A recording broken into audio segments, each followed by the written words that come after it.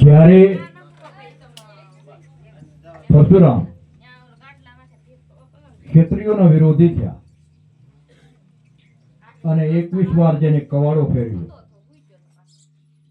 અને આ પૃથ્વી માથે છેલ્લે ન્યાય નીતિ વાળા ક્ષત્રિયો હતા એને રેવા દીધા, બીજાને શિરસેદ કર્યો અને એના રજવાડા હતા એ રજવાડા જીતીને બ્રાહ્મણોને દાનમાં દીધા, પણ બ્રાહ્મણો આ ધરાનો રક્ષણ કરવા સમર્થ ન થયા.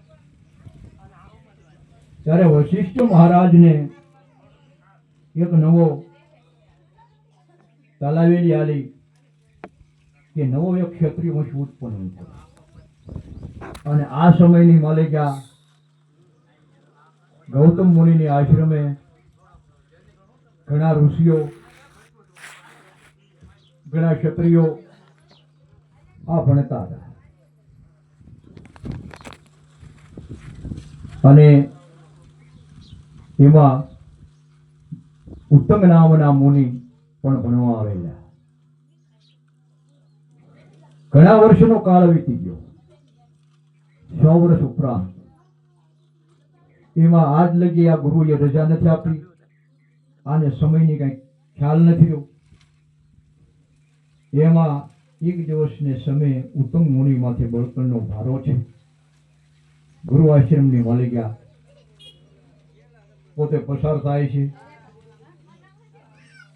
અને એમાં એ ભારાને કાંઈ લાકડું ઉડી જવાથી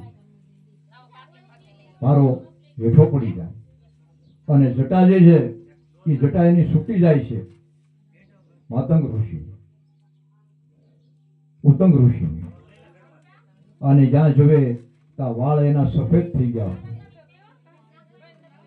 અને કહે છે કે ઓહો, હવે 100 વર્ષ જેટલો આ સમય વીતી ગયો છે, હવે તો હું વૃદ્ધપણું પામ્યો છું.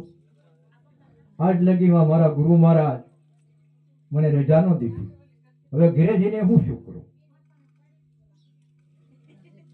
આમ વિચારતા વિચારતા પોતે ઉત્તંગ મુનિ બેઠા છે નિરાશ થઈને. એમાં ગુરુ ગૌતમ આવે અને ગુરુ ગૌતમ જે જોવે છે ઉત્તંગ મુનિને અને કહે છે કે એ ઉત્તંગ, કાયમ તું હસતો રમતો હો અને આજ તારા મોઢામાંથી જાખેપ કેમ છે? કે ગુરુ મહારાજ, આજ મને ખબર પડી કે એટલા સમય 100 વર્ષ ઉપરાંતનો કાળ વીતી ગયો. મારી હારે આવેલા એ વિદ્યાર્થીઓ રજા લઈને વિયાઈ ગયા, મારી પાછળ આવેલા એ લઈને વિયાઈ ગયા અને હવે હું વૃદ્ધ થઈ ગયો